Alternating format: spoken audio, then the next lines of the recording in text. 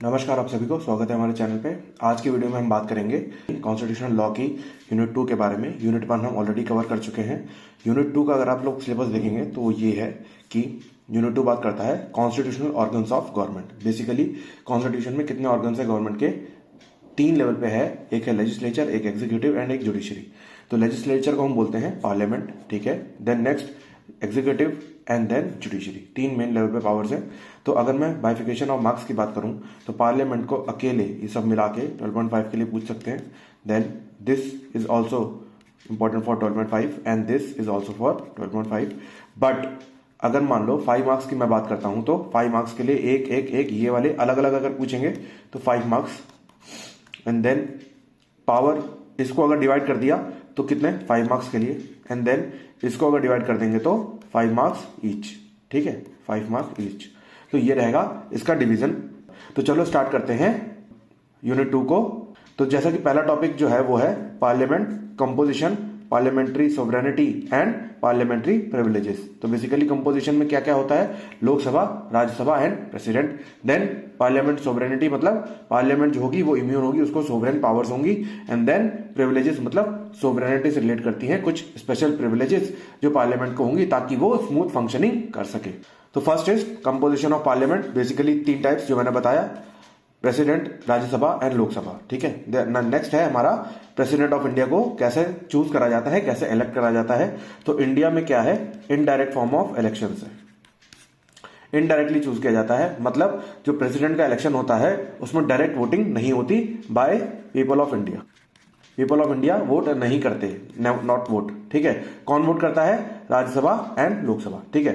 तो इसमें क्या लिखा हुआ है, आर्टिकल नंबर 52 बात करता है India shall have a president who is the constitutional head of the union executive. इसको ऑल्सो बोलते हैं फर्स्ट सिटीजन ऑफ इंडिया, ठीक है, of India. Next is executive powers जो है आर्टिकल नंबर 53 में। एग्जीक्यूटिव पावर्स क्या है, एग्जीक्यूटिव पावर ऑफ यूनियन जो है वो प्रेसिडेंट के पास है। Next is directly through officers subordinate to him. कैसे एक्सरसाइज करता है, या तो डायरेक्टली और through officers subordinate to him. Next is, और जो एक्चुअल में बात करते हैं तो वो कैसे करता है प्रेसिडेंट, कैसे एक्ट करता है, on the advice of council of ministers that is provided under article 74, ठीक है। चलो अब इलेक्शन की बात करेंगे। इलेक्शन कैसे होता है प्रेसिडेंट का, तो इलेक्शन करने के लिए elected members of both the houses of parliament, मतलब लोकसभा एंड राज्यसभा, ठीक है। Next is elected members of state legislative assembly and union territories with legislature like Delhi, Pondicherry and Jammu and Kashmir, ठीक है। मतलब कौन कौन, Lok Sabha and Rajya Sabha will vote as well as state legislative assembly के जो इलेक्टेड मेंबर्स होंगे वो वोट करेंगे, ठीक है। Next is article number 55, manner of election of president. The election is held by proportional representative with single transferable vote and voting is done by secret ballot। मतलब EVM नहीं होती वहां पे, बैलेट पेपर के through voting होती है। और कैसे होती है, representation with single transferable vote. इसको मैं डिटेल में बताता हूं। जैसे मान लो 4 कैंडिडेट्स थे, 1, 2, 3 और 4, ठीक है। अब वोटिंग हुई, मान लो सबसे कम वोट इस पर्सन को मिले। देखो इसमें क्या होता है, राउंड्स होते हैं, राउंड्स। तो फर्स्ट राउंड की वोटिंग में मान लो इस पर्सन को सबसे कम वोट मिले, फोर्थ पर्सन को सबसे कम वोट मिले। अब जो बैलेट पेपर होता है उसमें प्रेफरेंसेस लिखी होती हैं। मान लो इस फोर्थ पर्सन को 10 लोगों ने वोट किया और 10 लोगों ने इसको फर्स्ट प्रायोरिटी बताया था। फर्स्ट प्रायोरिटी, हर जो भी वोट कर रहा है इंडिविजुअल उसको प्रायोरिटी वाइज चारों कैंडिडेट्स को रैंक करना होता है। अब मान लो फोर्थ कैंडिडेट को 10 लोगों ने फर्स्ट चॉइस बताया था, थर्ड कैंडिडेट को 5 लोगों ने सेकंड बताया था एंड 5 लोगों ने थर्ड बताया था। नेक्स्ट इज सेकंड नंबर वाले को 5 लोगों ने फोर्थ बताया था एंड फर्स्ट वाले को 10 लोगों ने थर्ड बताया था, ठीक है। कुछ इस तरीके से रैंकिंग वाइज इनको, मतलब आप किस प्रायोरिटी पे किसको चूज करना चाहोगे अगर आपका फर्स्ट चॉइस चूज नहीं होती है। तो जैसे आप एग्जाम पेपर भरते हो तो उसमें प्रेफरेंसेस डालते हो, फर्स्ट नंबर पे ये, सेकंड नंबर पे, थर्ड नंबर पे ये, तो उसमें से कोई एक मिल जाता है। सिमिलरली जब प्रेसिडेंट के इलेक्शन होते हैं तो राउंड 1 में सबसे पहले देखा जाता है कि अगर 50% क्राइटेरिया, मतलब जितने वोट्स हुए हैं उसमें 50% से ऊपर हो गया है फर्स्ट राउंड में ही, तो जिसको सबसे ज्यादा प्रेफरेंसेस मिले हैं वही बन जाएगा। अगर नहीं हो पाया तो उसमें क्या होगा, जो लीस्ट प्रेफर्ड कैंडिडेट होगा, मतलब जो लास्ट होगा, उसके जो वोट्स होंगे उसको डिवाइड कर दिया जाएगा। उस मतलब फर्स्ट प्रायोरिटी सबकी छीन ली जाएगी, उसके बाद सेकंड प्रायोरिटी पे जिसको चूज करा होगा उसको वो वोट ट्रांसफर हो जाएंगे, ठीक है। देन अगर सेकंड राउंड में भी चूज नहीं होता तो फिर सेकंड राउंड में जो लीस्ट प्रेफर्ड वाला होगा कैंडिडेट, उसके वोट्स को छीन लिया जाएगा और फिर उसको उन दो में डिवाइड कर दिया जाएगा। तो ऐसे करते करते हम तब तक डिवाइड करते हैं जब तक कि विजेता घोषित ना हो जाए, मतलब जब तक कि मेजोरिटी का मार्क पास ना हो जाए। ठीक है, उसके बाद next is term of president. Term क्या है? President hold office for 5 years, 5 years का टर्म रहता है। Then next can resign by writing to vice president. Resignation किसको देगा? वाइस प्रेसिडेंट को। ठीक है, next is can continue beyond 5 years until a new president take charge. अगर मान लो 5 इयर्स के बाद भी इलेक्शन नहीं हो पाए किसी भी कारण की वजह से, तो जब तक इलेक्शन नहीं हो रहे हैं, जब तक नया प्रेसिडेंट अपॉइंट नहीं हो रहा है, तो कंटिन्यू कर सकता है। ठीक है, नेक्स्ट इज एलिजिबिलिटी फॉर री इलेक्शन। प्रेसिडेंट कैन बी री elected by members any number of times. कितनी बार भी उसका री इलेक्शन किया जा सकता है। क्वालिफिकेशंस क्या है? Citizen of India, at least 35 years age, and next is to be qualified to be as member of Lok Sabha. Lok Sabha के लिए मेंबर नहीं होना चाहिए, उस लोकसभा के लिए क्वालिफाइड होना चाहिए, मतलब उसकी जो क्वालिफिकेशन होगी वो लोकसभा के लिए एलिजिबल होना चाहिए, मेंबर हो ऐसा जरूरी नहीं है। ठीक है, next is not hold any office of profit under the government. Office of profit क्या होता है? बेसिकली कोई भी ऑर्गेनाइजेशन जो अंडर इंडियन गवर्नमेंट या स्टेट गवर्नमेंट आती हो, तो उस ऑर्गेनाइजेशन का वो पार्ट नहीं हो सकता, वहां से पैसे विड्रॉ नहीं कर सकता एज सैलरी और एज ऑनरेरियम। ठीक है, नेक्स्ट इज आर्टिकल नंबर 59 जो है conditions of president office. President office के साथ क्या क्या कंडीशंस अटैच्ड हैं? पहला, president can not B A member of parliament और स्टेट लेजिस्लेचर। मतलब मेंबर ऑफ पार्लियामेंट नहीं हो सकता, स्टेट लेजिस्लेचर नहीं हो सकता, मतलब एमपी नहीं हो सकता और एमएलए नहीं हो सकता। ठीक है, next is president shall not hold any other office of profit. ये मैं बता ही चुका हूं, ऑफिस ऑफ प्रॉफिट होल्ड नहीं कर सकता। Next is president gets an official residence and the salary from consolidated fund of India. मतलब प्रेसिडेंट को सैलरी कहां से मिलती है? कंसोलिडेटेड फंड ऑफ इंडिया से मिलती है। ठीक है, और ऑफिशियल रेजिडेंस क्या होता है? गवर्नमेंट का मिलता है। ठीक है, नेक्स्ट इज आर्टिकल नंबर 60 जो कि है ओथ एंड और अफर्मेशन बाय प्रेसिडेंट। ओथ किसके सामने होती है? प्रेसिडेंट की चीफ जस्टिस ऑफ इंडिया की। चीफ जस्टिस ऑफ इंडिया के सामने एडमिनिस्टर ओथ होती है, मतलब चीफ जस्टिस ऑफ इंडिया के सामने प्रेसिडेंट ओथ लेता है। और क्या चीज की ओथ लेता है? I swear in the name of God to abide by the provisions of constitution to preserve, protect and defend the constitution. मतलब कॉन्स्टिट्यूशन के प्रोविजंस के साथ बंधा रहेगा, उसको फॉलो करता रहेगा। Next is procedure for impeachment. Impeachment मतलब क्या होता है? बाहर करना, टर्मिनेट करना। कब कर सकते हैं? क्योंकि उसने ओथ ली थी कि वो हमेशा कॉन्स्टिट्यूशन के प्रोविजन से बंधा हुआ रहेगा, अबाइड करेगा, बट अगर नहीं करेगा तो क्या कर सकते हैं? उसको हम टर्मिनेट कर सकते हैं, इंपीच कर सकते हैं। कैसे? President can be impeach for violation of constitution. Impeachment process involves charges initiated in either house of parliament and 2/3 majority in both the houses is required। मतलब 2/3 majority required होगी और चार्जेस जो है वो इधर लोकसभा और राज्यसभा में इनिशिएट हो सकते हैं। ठीक है, next is time for holding election to fill vacancy in president's office. मान लो ऑफिस जो है वैकेंट हो जाए तो कितना टाइम में होना चाहिए? तो इलेक्शन होना चाहिए विद इन 6 मंथ्स। जैसे आज की डेट से प्रेसिडेंट को हटाया जाएगा तो 6 मंथ्स के अंदर इलेक्शन होके दूसरे प्रेसिडेंट को आ जाना चाहिए। Next is vice president. Article 63 बात करता है वाइस प्रेसिडेंट की। इसमें क्या है?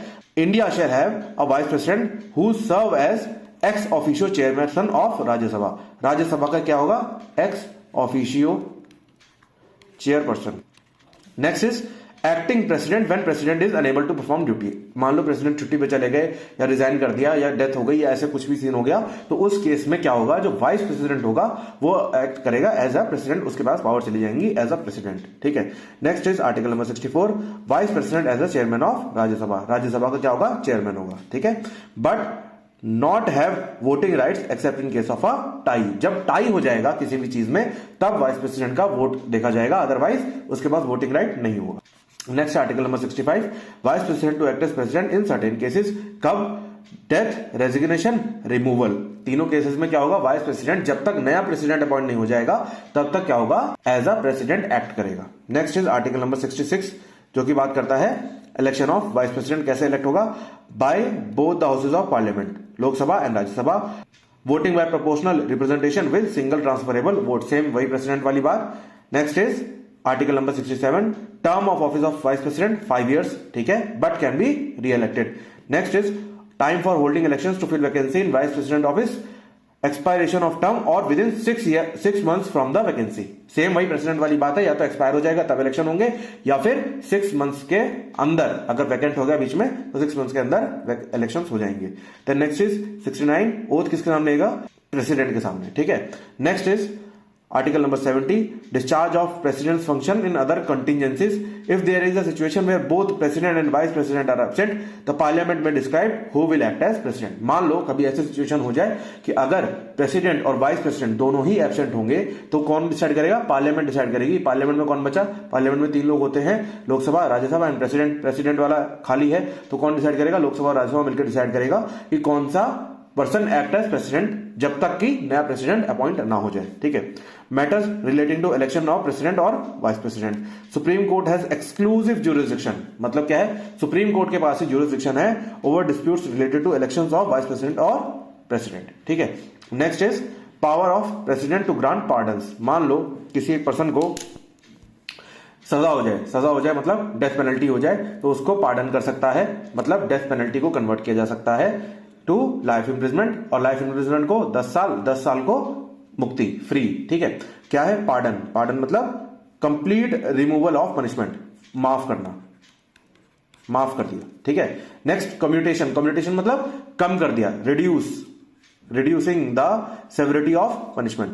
रेमिशन, reducing the duration of punishment. मतलब कम्यूटेशन का मतलब क्या है? सेवरिटी मतलब 2 तरह की पनिशमेंट होती है, एक रिग्रेस और एक सिंपल, तो उसको कम्यूट कर दिया, मतलब रिग्रेस वाली को सिंपल बना दिया। रेमिशन क्या है? ड्यूरेशन, जो पनिशमेंट 10 साल की सजा थी उसको कर दिया 5 साल, ठीक है। Respite, reducing the punishment in special cases. And then reprieve, delaying the execution of sentence. मान लो 22/2/25 को फांसी होनी थी, अब हमने रिप्राइव कर दिया और फांसी को हमने टाल के कर दिया 22/3/25 फॉर स्पेशल केसेस। मान लो इस पर्सन के यहाँ शादी थी तो उसकी अंतिम इच्छा पूरी कर दी गई कि मान लो उसको शादी में अटेंड होना था तो शादी कर लेने दी गई या देख लेने दी गई, और फिर 1 महीने बाद उसको फांसी दे दी गई, ठीक है। Next, this power applies to the case related to union laws, military laws and death penalty cases, ठीक है। चलो next is extent of executive power of union. किस एक्सटेंट तक एग्जीक्यूटिव पावर्स हैं यूनियन के पास? The union government executive power extends to all matters on which parliament can legislate। मतलब schedule number 7 में लिस्ट प्रोवाइडेड है 3, union list, state list and concurrent list.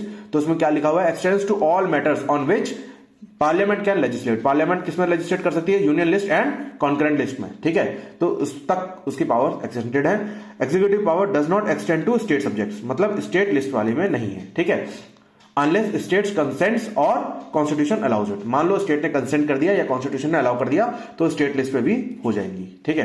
President role in parliament includes summoning and proroguing the sessions. Article number 85 मतलब sessions को समन करना, start करना या sessions के लिए बुलाना। Next is dissolve the Lok Sabha. Article number 85 dissolve कर सकता है president upon the consent of other members, मतलब council of ministers. Next is addressing the first session after general elections. मतलब जनरल इलेक्शंस जब कंडक्ट हो जाएंगे तो उसके बाद जब फर्स्ट सेशन होगा तो president will address the session and then giving assent to bill pass by the parliament. मतलब पार्लियामेंट जो बिल पास करता है कहां से पास होता है? पहले Lok Sabha, then Rajya Sabha and then president. तो फाइनल असेंट कौन देता है? प्रेसिडेंट, ठीक है। तो अगर जब यहां से पास होगा तो यहां जाएगा और यहां से पास होगा यहां जाएगा, तो मतलब फाइनली कौन असेंट देगा? अंडर आर्टिकल 111 प्रेसिडेंट, ठीक है। तो ये है इसकी पावर्स। उसके बाद आ जाओ राज्यसभा, जो कि है अपर हाउस, मैक्सिमम स्ट्रेंथ होती है 250 members. Election and appointment 238 are elected by state legislative assembly and union territories and 12 members are nominated by president for contribution of art, literature and science and social service. Next, representation. Members are elected by proportional representation with a single transferable vote. मतलब same वही election president वाला, ठीक है। Next is Rajya Sabha is a permanent body and it is not subject to dissolution. मतलब fully dissolve कभी नहीं होती, just like Lok Sabha कि 5 साल में पूरी लोकसभा ही बदल जाती है या हो सकता है री इलेक्शन हो जाए, बट इलेक्शन पूरी लोकसभा का होता है। सिमिलरली राज्यसभा जो होती है वो परमानेंट बॉडी होती है और कभी परमानेंटली डिसॉल्व नहीं हो सकती। 1/3 of its members retire every 2 years. हर 2 साल में 1/3 ऑफ इट्स मेंबर रिटायर हो जाएंगे। ऐसा कहां पे लिखा हुआ है? आर्टिकल नंबर 83 के क्लॉज 1 में, ठीक है। Next is power of Rajya Sabha. Power of Rajya Sabha क्या है? लेजिस्लेटिव पावर्स है, लेजिस्लेटिव पावर्स मतलब introduce and vote on bill, मतलब जब भी बिल पास होता है Lok Sabha and then Rajya Sabha and then president, तो राज्यसभा के पास क्या है, लेजिस्लेटिव पावर्स है, एक्सेप्ट मनी बिल्स। जो मनी बिल्स होते हैं जिनको स्पेसिफिकली कैटेगराइज कर दिया जाए कि मनी बिल है, तो उसमें राज्यसभा कैन नॉट वोट। ठीक है, next is control over executive, executive के ऊपर पूरा कंट्रोल है। Can question ministers, participate in debates, ministers को क्वेश्चन कर सकते हैं, पार्टिसिपेट कर सकते हैं डिबेट्स में। Next is special powers, article number 249, empowers parliament to make laws on state list subject in national interest. अगर मान लो कोई सब्जेक्ट जो शेड्यूल 7 में दिया हुआ है स्टेट लिस्ट के अंदर, तो पार्लियामेंट के पास पूरी पावर है कि वो चाहे तो अगर वो नेशनल इंटरेस्ट से रिलेट कर रहा होगा तो उस पर लॉ बना सकती है अंडर आर्टिकल 249। ठीक है, next is article number 312 means 312, can create knew all India services IAS IPS if approved by 2/3 majority. मतलब न्यू ऑल इंडिया सर्विसेज के लिए क्रिएशन किया जा सकता है अगर 2/3 ऑफ इट्स मेजोरिटी अलाउ कर देगी। तो प्रिसाइडिंग ऑफिसर कौन होगा? प्रिसाइडिंग ऑफिसर होगा vice president of India is ex officio chairperson of Rajya Sabha, vice president होगा। Next is deputy chairperson is also elected from Rajya Sabha members. Deputy chairman कौन होगा? जो मेंबर्स होंगे राज्यसभा के उस टाइम पे उससे इलेक्ट किया जाएगा एक person as a deputy chairman. Then this is a case, you can mention it. Next is लोक सभा the lower house. Lower house का इलेक्शन कैसे होता है? कंपोजिशन सबसे पहले देखेंगे। 552 मेंबर्स हैं, 530 are elected from states, 20 are from union territories and 2 Anglo Indian members were nominated by president. 104 amendment में ये इसको रिमूव कर दिया गया था। ठीक है, next is elected by direct election on the basis of universal adult suffrage, मतलब 18 ईयर्स प्लस 18 या 18 साल से ऊपर के मेंबर्स डायरेक्टली वोट करते हैं पीपल ऑफ इंडिया और क्या करते हैं? चूज करते हैं लोकसभा को। Next is term and dissolution. Term कितना है? 5 इयर्स का। डिसोल्यूशन डिसॉल्व हो सकता है 5 साल से पहले भी by president on the advice of prime minister. Prime minister की एडवाइस पे पहले भी डिसॉल्व किया जा सकता है। प्रिसाइडिंग ऑफिसर कौन होता है? Speaker of Lok Sabha is elected by its members. Deputy speaker assist the speaker in conducting the proceedings. ठीक है, next is parliamentary sovereignty. Parliamentary sovereignty मतलब क्या है? एक पर्सन का नाम है AV डाइसी, इन्होंने बात की थी पार्लियामेंट्री सोवरेनिटी की।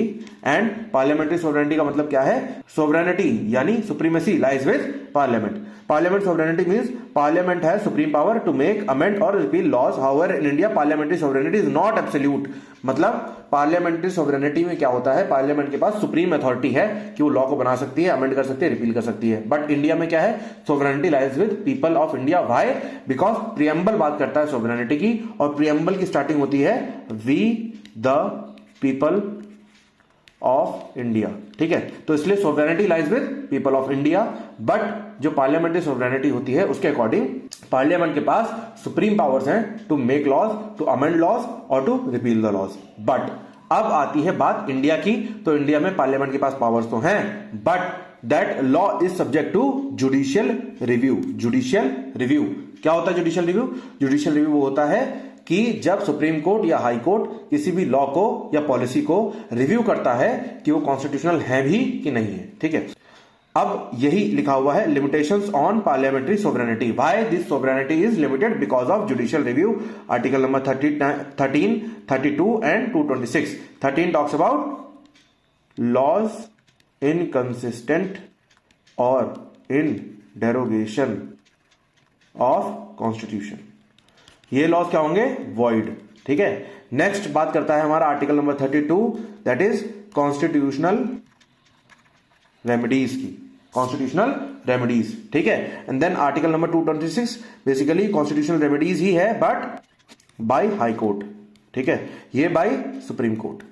आप 32 में डायरेक्टली सुप्रीम कोर्ट अप्रोच कर सकते हो फॉर जुडिशियल रिव्यू एंड 226 में हाई कोर्ट। अब क्वेश्चन ये आता है क्या हाई कोर्ट के पास पावर है जुडिशियल रिव्यू करके किसी भी लॉ को रिपील करने की? तो आंसर इज यस, अगर लॉ स्टेट गवर्नमेंट ने बनाया है और स्टेट मेंशन्ड सब्जेक्ट्स पे बनाया है। जो शेड्यूल 7 में जो सब्जेक्ट्स दिए हुए हैं वो अगर स्टेट सब्जेक्ट है और स्टेट गवर्नमेंट ने लॉ बनाया है तो क्या कर सकते हैं? हाई कोर्ट में जुडिशियल रिव्यू में जा सकते हैं और जुडिशियल रिव्यू जाके हाई कोर्ट में केस करके उस लॉ को अगर वो अनकॉन्स्टिट्यूशनल है तो अनकॉन्स्टिट्यूशनल डिक्लेयर करा के वॉइड डिक्लेयर कराया जा सकता है। ठीक है, then this is the most important case law, Kesavananda Bharati versus state of Kerala. इसमें क्या हुआ था? Basic structure doctrine was evolve. Basic structure doctrine जो है वो इवॉल्व हुई थी। बेसिक स्ट्रक्चर डॉक्ट्रिन क्या है? जो प्रियम्बल में स्ट्रक्चर मेंशन्ड है, that is sovereign, secular, socialist, democratic, republic and then justice, equality, liberty and fraternity. ये बेसिकली 9 पॉइंट्स क्या है? ये बेसिकली क्या है? बेसिक स्ट्रक्चर है। बेसिक स्ट्रक्चर मतलब नींव है एक कॉन्स्टिट्यूशन की, आत्मा है कॉन्स्टिट्यूशन के, और इन आत्मा को, इस नींव को बदला नहीं जा सकता। There can not be an amendment in the basic structure of the constitution. But इसमें आ जाओ स्टार कंडीशन अप्लाइड कि अगर मान लो कुछ ऐसी रिक्वायरमेंट आती है जिसमें बेसिक स्ट्रक्चर को स्ट्रॉन्ग करने के लिए कुछ चीज ऐड करनी है, तो स्ट्रॉन्ग करने के लिए ऐड करी जा सकती है, बट बेसिक स्ट्रक्चर को बदला नहीं जा सकता, ऑल्टर नहीं किया जा सकता। Then next is federal structure and division of power. ये दूसरी लिमिटेशन है। क्या फेडरल स्ट्रक्चर क्या होता है? डिवीजन ऑफ पावर को हम बोलते हैं फेडरल स्ट्रक्चर। मतलब इंडिया में जो पावर्स हैं वो डिवाइडेड है बिटवीन सेंटर एंड स्टेट। तो इसमें क्या है, जो हमारे पास पावर्स का डिवीजन तो है, but centre is stronger than state. That is why India is partially federal and partially unitary. ठीक है, तो इसमें क्या है? एक्सेसिव कंट्रोल ऑफ पार्लियामेंट कहां है? यूनियन लिस्ट, स्टेट लेजिस्लेचर में, स्टेट लिस्ट में एंड देन कॉन्करेंट लिस्ट में, both parliament and legislatures. Next is fundamental rights protection. अब इस वजह से भी क्या है, जो पार्लियामेंट्री सोवरेनिटी है इंडिया में वो सुप्रीम नहीं है, सोवरेन नहीं है, लिमिटेड है, बिकॉज फंडामेंटल राइट्स का प्रोटेक्शन है। फंडामेंटल राइट्स को पार्लियामेंट छीन नहीं सकता, किसी भी इंडिविजुअल को डिप्राइव नहीं किया जा सकता फंडामेंटल राइट्स से। फंडामेंटल राइट्स कहां मेंशन है? Part number 3।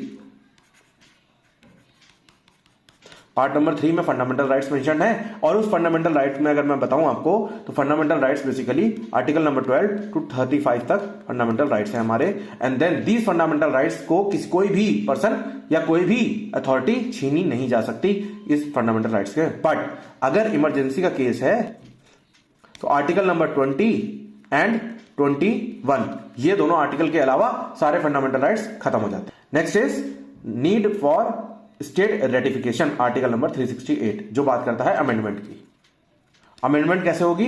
Certain amendments, example changes in federal structure require approval of 50% state legislature. मान लो कोई जैसे मान लो फेडरल स्ट्रक्चर को चेंज करना चाहा जाए, मान लो कल को सेंट्रल गवर्नमेंट अगर चाहे कि मैं फेडरल स्ट्रक्चर को खत्म करके केवल यूनिटरी फीचर बना देता हूं, सेंट्रल गवर्नमेंट के पास पावर रहेगी, स्टेट के पास नहीं रहेगी, तो उसमें 50% ऑफ द स्टेट्स को मंजूरी देनी पड़ेगी, तभी वो अमेंडमेंट पास होगी, अदरवाइज नहीं हो सकती। Then these are the examples of parliamentary sovereignty, abolition of article number 370 and GST act 2017।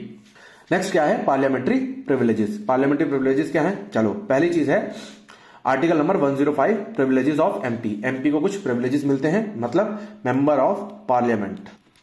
Next है article number 194, privileges of state legislature, मतलब MLA, member of state legislative assembly. ठीक है। Next is individual privileges. क्या है individual privileges में? क्या है? Freedom of speech in parliament. Parliament में बैठ के जब भी कोई बिल वगैरह पास हो रहा होता है तो आप उसको क्रिटिसाइज कर सकते हो और उसको बोल सकते हो, उसमें आप पे कोई भी लीगल कॉन्सिक्वेंस नहीं लगाए जाएंगे। ये केस का नाम है जिसमें ये हेल्ड हुआ था। Next is freedom from arrest. Arrest नहीं किया जाएगा आपको, मतलब अरेस्ट नहीं कर सकते सिविल केसेस में, बट क्रिमिनल केसेस में अरेस्ट किया जा सकता है। ठीक है। Next is collective privileges. क्या होते हैं? Right to regulate proceedings, each house control its internal affairs, मतलब लोकसभा और राज्यसभा अपने इंटरनल अफेयर को अपने अकॉर्डिंग कंडक्ट करेंगी, कंट्रोल करेंगी। Next is right to punish for contempt. Parliament can punish outsider और MP for breach of privilege. अगर मान लो कोई प्रिविलेज को एक्सट्रीम ले जाए और कुछ भी करने लगे, टेबल को तोड़फोड़ कर दे, तो उस एमपी या उस पर्सन को, जो आउटसाइडर है, उसको अरेस्ट किया जा सकता है और उसको कंटेम्प्ट के लिए पनिश किया जा सकता है। Breach of privilege and contempt of parliament. Breach of privilege अगर होगी और कंटेम्प्ट होगा तो क्या होगा? Anyone violates privileges, a breach of privilege motion is moved in parliament. Example Arnab Goswami case, इसमें क्या हुआ था? Breach of privilege motion move हुआ पार्लियामेंट में and then was allowed. Next ये है आपका कंक्लूजन, ये आप देख लेंगे। तो this was your first topic, यहाँ पे ओवर हो जाता है। यहाँ पे हमने बात करी पार्लियामेंट की, जिसमें सब चीजें इंक्लूडेड हैं। पार्लियामेंट में बेसिकली क्या आता है? Lok Sabha, Rajya Sabha and then president, and then इनकी प्रिविलेजेस और इनकी सोवरेनिटी किस लेवल पे है, ये डिस्कशन हो गया। जुडिशियल रिव्यू क्या होता है ये हमने समझ लिया। ठीक है। अब हम चलेंगे आगे, जो कि हमारा next topic, executive power, position and power of president and governor. देखो प्रेसिडेंट क्या होता है? इंडिया जब नेशनल लेवल की बात की जाएगी तो प्रेसिडेंट वहां पे टर्म यूज होगा, और जब हम वही नेशन को छोटा कर देंगे, एक पर्टिकुलर स्टेट पे आ जाएंगे, तो वही पावर्स एक गवर्नर के पास होती हैं। ठीक है। तो आर्टिकल्स यहां पे देख लेंगे 52 से 78 प्रेसिडेंट के लिए हैं एंड 153 टू 167 फॉर गवर्नर है। ठीक है, जब स्टेट लेवल पे बात करेंगे तो गवर्नर हो जाएगा, और जब हम यूनियन या नेशनल लेवल पे बात करेंगे तो हो जाएगा president. Position and power of president of India. President of India is constitutional head, ये मैं डिस्कस कर चुका हूं। 53 क्या है, एग्जीक्यूटिव पावर है vested in president but on the aid and advice of council of ministers, ये मैं बता चुका हूं। Then next, India follows parliamentary system meaning president is the nominal executive while prime minister is the real executive. ठीक है, next is election of president, ये भी discussion हो चुका है। Then next is power of president. Power of president क्या है, पहला एग्जीक्यूटिव पावर्स, ये भी मैंने बता दिया है। ठीक है, जिसमें प्रेसिडेंट सुप्रीम अथॉरिटी है। Next is president must act on advice of council of minister, जो काउंसिल ऑफ मिनिस्टर एडवाइस करेंगे उस पर एक्ट करना पड़ेगा उसे। Headed by PM, council of minister को कौन हेड करता है, prime minister. Then next is all executive actions are taken in the name of president. And then next is president has right to inform of government affairs, मतलब government affairs में क्या हो रहा है उसका राइट है प्रेसिडेंट का जानकारी रखने का। देन नेक्स्ट है, ये केस लॉ है Shamsher Singh versus state of Punjab, इसको आप देख लेंगे। नेक्स्ट लेजिस्लेटिव पावर्स है 85, 86, 111 एंड 123। ठीक है, समनिंग एंड डिसॉल्विंग पार्लियामेंट, समन करना मतलब बुलाना, पार्लियामेंट की सेशंस को स्टार्ट करना और डिसॉल्व करना, ये किसकी पावर है, प्रेसिडेंट की पावर है। Then special address, article 86, president addresses parliament as the start of each session, each session की स्टार्टिंग में पार्लियामेंट को कौन एड्रेस करेगा, president. Then next is assent to bill 111, मतलब फाइनल असेंट, बिना प्रेसिडेंट की मर्जी के, बिना साइनिंग के बिल पास नहीं हो सकता, चाहे वो लोकसभा से पास हो जाए या राज्यसभा से पास हो जाए, डजंट मैटर, प्रेसिडेंट का असेंट इज अ मस्ट। और जब प्रेसिडेंट असेंट देता है तभी वो बिल क्या बनता है, वो बिल बन जाता है एक act. Ordinance making power, ordinance क्या होता है, सपोज किसी मैटर में हमें लॉ बनाना है बट अभी तक कोई लॉ नहीं बना है, बट उसकी रिक्वायरमेंट बहुत ज्यादा है, तो उस पर्टिकुलर टाइम तक, जब तक लॉ नहीं बन जाएगा, एक स्पेसिफिक लॉ नहीं बन जाए, तब तक के लिए क्या किया जाता है, प्रेसिडेंट के पास पावर है एक ऑर्डिनेंस पास कर देने की, और जब तक वो लॉ नहीं बन जाएगा वो ऑर्डिनेंस वैलिड रहता है। एंड देन वो ऑर्डिनेंस वैलिड रहने की वजह से वो जो जिस सब्जेक्ट मैटर पे वो लॉ बनाया गया, वो ऑर्डिनेंस बनाया गया है, उस सब्जेक्ट मैटर को उस ऑर्डिनेंस से रेगुलेट किया जाता है। ठीक है, इसमें क्या है, president can issue ordinances during parliament recess which must be approved with in 6 weeks of reassembly, मतलब रीअसेंबली होने के 6 वीक्स के अंदर उसको अप्रूव होना जरूरी है। ठीक है, उसके बाद ये केस लॉ है, ये आप देख लेंगे।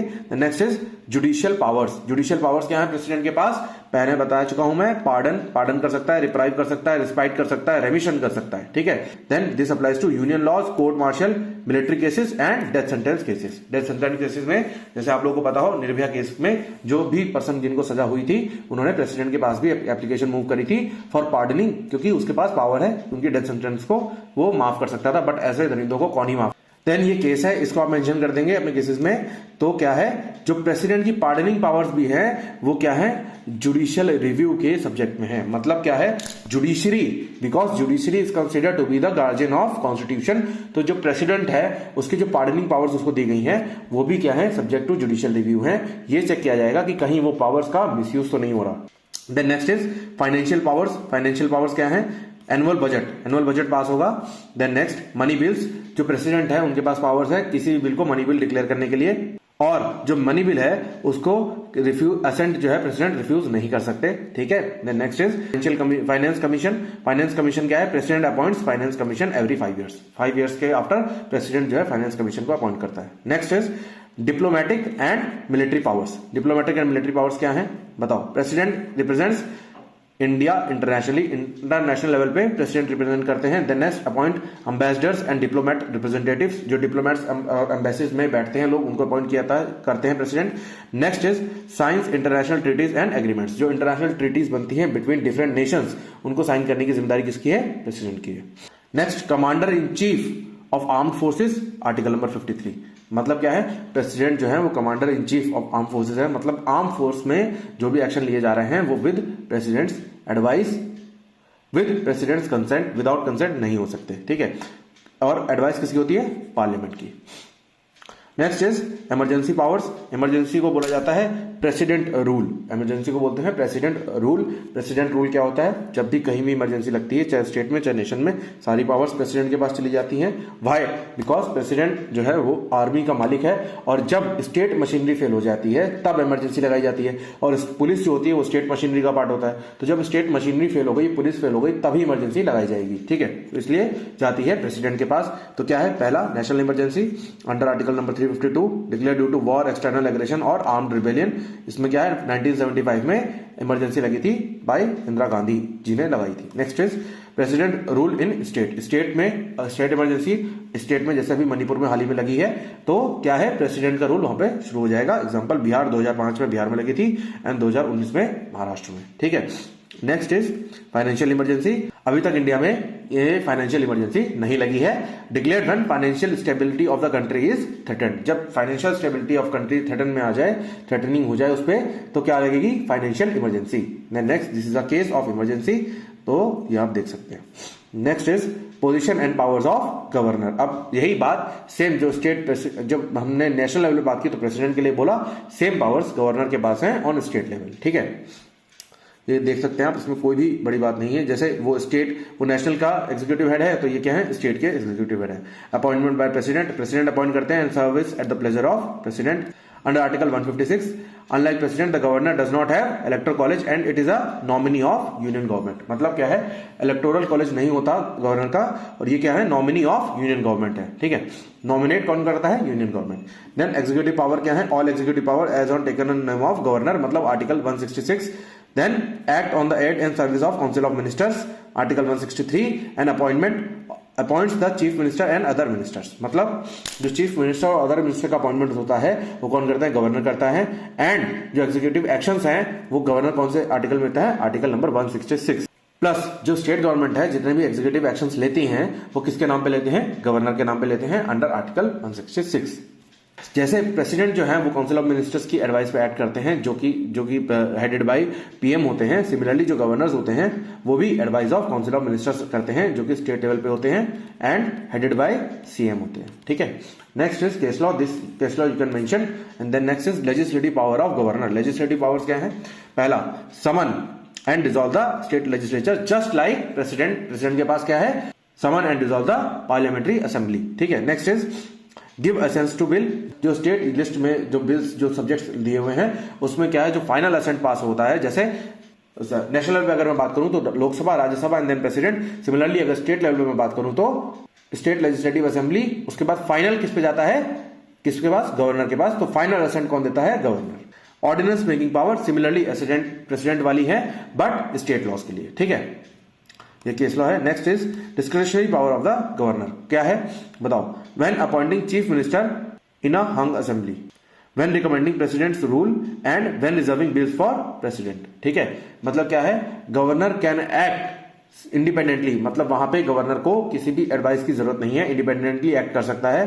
पहला, चीफ मिनिस्टर के अपॉइंटमेंट में in hung assembly. Then next is president rule. जब प्रेसिडेंट रूल का रिकमेंडेशन किया जाएगा तो गवर्नर के पास फुल पावर है कि वो अपने लेवल पे उसको रिकमेंड कर सकते हैं। And then next is reserving bill for president assent. अगर मान लो कोई ऐसा बिल है जिसमें गवर्नर को लगता है कि इसमें प्रेसिडेंट की एसेंट मिल जाए तो ज्यादा अच्छा है, तो उसको रिजर्व कर सकता है अंडर आर्टिकल 200। नेक्स्ट इज, तो ये क्या है? कंपैरिजन चार्ट है, इसको आप देख लेंगे तो आपको और क्लियर हो जाएगा difference between the powers and functions of president and the governor. Then this is the conclusion, and इसी के साथ आपका सेकंड टॉपिक भी अब हो जाता है खत्म। And then last is judiciary in India. Judiciary in India, basically judiciary का दो लेवल पे होती है।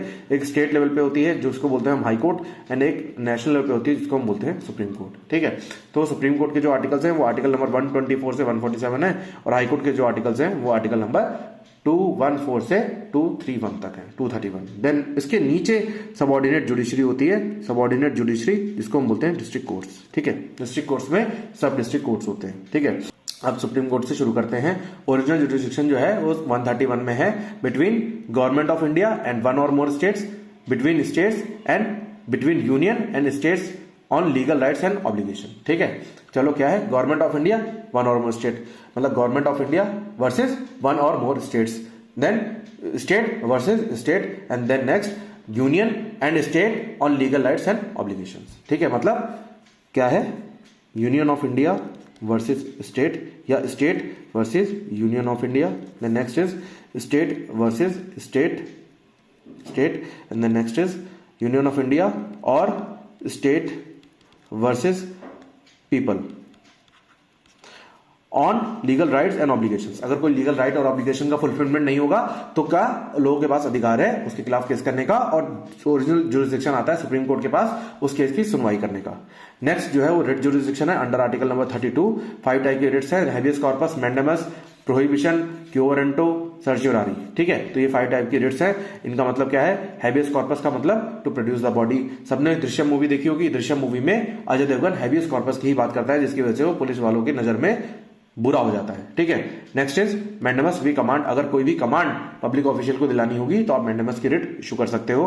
Then prohibition prevents the lower court from exceeding their jurisdiction. Prohibition की डिक्री जो होती है या रिट जो होती है वो तब लगाई जाती है जब लोअर कोर्ट जुरिस्डिक्शन एक्सीड करने वाला हो, मतलब कर जजमेंट नहीं आई हो, जजमेंट से पहले ही प्रोहिबिशन की रिट लगाई जाती है। अगर जजमेंट आ चुकी है और वो जुरिस्डिक्शन के बाहर की जजमेंट है तो क्या लगाओगे? सर्चियोरारी, मतलब orders the lower court to transfer the cases to the higher court. अगर जुरिस्डिक्शन एक्सीड कर चुका है तो हायर कोर्ट पे ट्रांसफर हो जाता है। द नेक्स्ट इज क्यो warranto by what authority. By what authority मतलब आप उसमें अथॉरिटी क्वेश्चन करते हो कि किस अथॉरिटी से आपने इस ऑफिस को होल्ड कर रखा है। Then this is the case you can mention. Then next is appellate jurisdiction. Appeal जो कि हाई कोर्ट या district court, then high court and then supreme court. ठीक है, तो अपील क्या है? सिविल केसेस का आर्टिकल नंबर 133, क्रिमिनल केसेस का article number 134 and case involving substantial question of law का article number 132। Next is special leave petition जो कि आर्टिकल नंबर 136 में है। Allows appeal from any court और ट्रिब्यूनल इन इंडिया, मतलब directly आप supreme court जा सकते हो। अगर आपका केस बहुत स्पेशल इन नेचर है तो अंडर आर्टिकल नंबर 136 आप डायरेक्टली सुप्रीम कोर्ट अप्रोच कर सकते हो। उसके बाद है एडवाइजरी जुरिस्डिक्शन 143, मतलब क्या है? President can seek opinion of supreme court on any question of law और फैक्ट ऑफ पब्लिक इंपॉर्टेंस। मतलब प्रेसिडेंट को एडवाइस करने का जुरिस्डिक्शन सुप्रीम कोर्ट के पास है। प्रेसिडेंट जो है वो सुप्रीम कोर्ट से एडवाइस मांग सकता है, बट जो ओपिनियन होगी वो बाइंडिंग नहीं होगी प्रेसिडेंट पे। मान लो कि कोई बिल या कोई भी एक्ट है उसको सुप्रीम कोर्ट बोलता है इसको पास कर देना चाहिए, बट जरूरी नहीं है कि वो प्रेसिडेंट उस चीज को बाइंडिंग हो जाए कि वो पास ही करे। ठीक है, next is power of judicial review. ये मैं डिस्कस कर ही चुका हूं।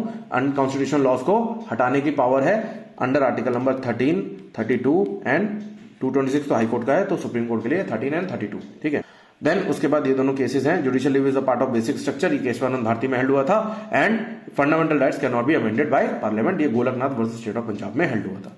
Then next is jurisdiction of high court. अब जुरिस्डिक्शन ऑफ हाई कोर्ट भी सिमिलर है। ओरिजिनल जुरिस्डिक्शन क्या है? रिट पिटीशंस 226 में जो रिट पिटीशंस फाइल करेंगे हम सुप्रीम कोर्ट में, वही habeas corpus, mandamus, quo warranto, certiorari, ये सारी रिट्स जो है वो हाई कोर्ट में भी पास फाइल की जा सकती हैं अंडर आर्टिकल 226 अगर स्टेट गवर्नमेंट जो है वायलेशन कर रही होगी लॉज का तो।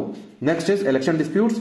स्टेट लेजिस्लेचर के जो इलेक्शंस होंगे उसका डिस्प्यूट कहां जाएगा? हाई कोर्ट पे। And then next is company law matters. Company law matters के लिए वैसे तो नेशनल कंपनी लॉ ट्रिब्यूनल बनाया गया है, बट वो जो ट्रिब्यूनल है उससे अपील जाएगी हाई कोर्ट में। Then next is writ jurisdiction, ये मैं बता चुका हूं। सेम 226 वाला जो रिट है वो 32 वाला ही है, बट जो स्कोप है 226 का वो वाइडर माना जाता है 32 से, बिकॉज ये जो है वो फंडामेंटल राइट्स को ही कवर नहीं करता, लीगल राइट्स को भी कवर करता है। मान लो आपका राइट टू वोट वायलेट हो जाए तो आप हाई कोर्ट जा सकते हो, रेदर आपके पास सुप्रीम कोर्ट जाने का अधिकार नहीं है, because right to vote is your legal right and not your fundamental right. ठीक है, then next is appellate jurisdiction. Appeals जाती हैं हाई कोर्ट में, civil matters, criminal matters and matters involving constitutional interpretation. ठीक है, तो ऐसी अपील्स कहां जाती हैं? डिस्ट्रिक्ट कोर्ट से हाई कोर्ट में। ठीक है, then next is supervisory jurisdiction. Subordinate होता है जो भी कोर्ट्स सबऑर्डिनेट हैं। अच्छा, इसमें सुप्रीम कोर्ट में मैं एक आर्टिकल बताना भूल गया, आर्टिकल नंबर 141 जो बात करता है प्रेसिडेंट्स की। आप लोगों ने ये बात सुनी होगी बीइंग अ लॉ स्टूडेंट कि जो सुप्रीम कोर्ट के डिसीजंस होते हैं वो binding on all lower courts होते हैं, मतलब बाइंडिंग ऑन होल इंडिया होते हैं, वो by the virtue of this article number 144। ठीक है, अब इसमें आते हैं वापस हाई कोर्ट में। सुपरवाइजरी जुरिस्डिक्शन आर्टिकल नंबर 227, मतलब जो हाई कोर्ट के नीचे जितने भी कोर्ट्स हैं, डिस्ट्रिक्ट कोर्ट है, मजिस्ट्रेट के कोर्ट्स हैं, उन पे सुपरवाइज कर सकते हैं हाई कोर्ट अपने जुरिस्डिक्शन के अंदर। ठीक है, मतलब वो सुपरवाइजर उनके जुरिस्डिक्शन का पार्ट है।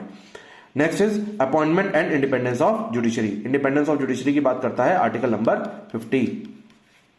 ठीक है, तो अपॉइंटमेंट क्या है?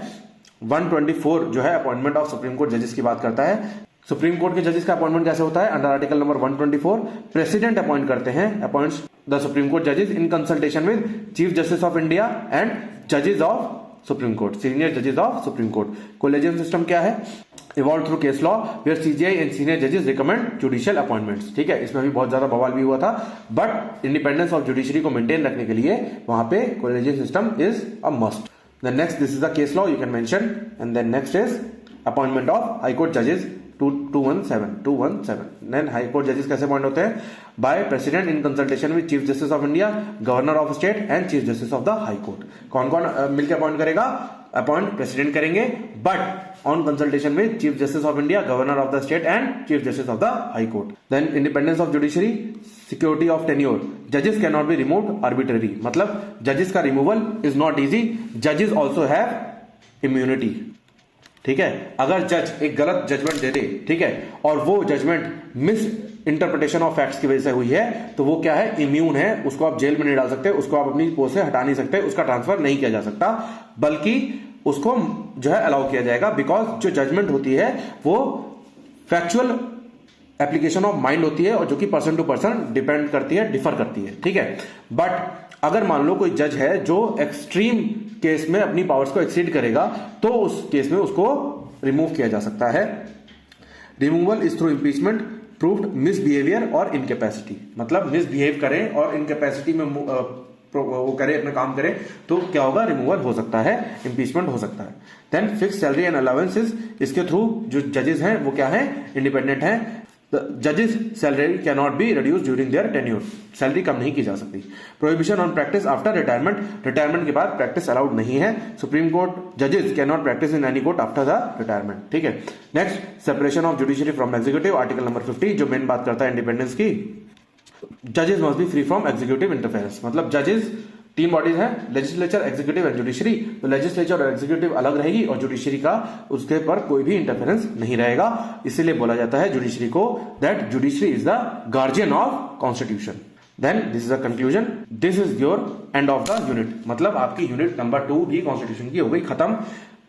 देखो, आपका लॉ रिलेटेड मैंने बताया है, बहुत ही क्रक्स में बताया है, for exam point of view बताया है, इसको डिटेल्ड इलेबोरेशन मत मानना, इसमें कई सारी चीजें केस लॉज एड ऑन होंगे for depth studies, but because law college में इतनी रिक्वायरमेंट नहीं होती है, तो मैंने इसको शॉर्ट एंड प्रिसाइज रखा है ताकि आप लोग को मेन कंसेप्ट समझ में आए। तो मुझे उम्मीद है कि आपको वीडियो समझ में आ गई होगी। तो थैंक यू फॉर वॉचिंग, अब मिलते हैं नेक्स्ट वीडियो में बहुत जल्द। Thank you for watching and stay tuned for further update.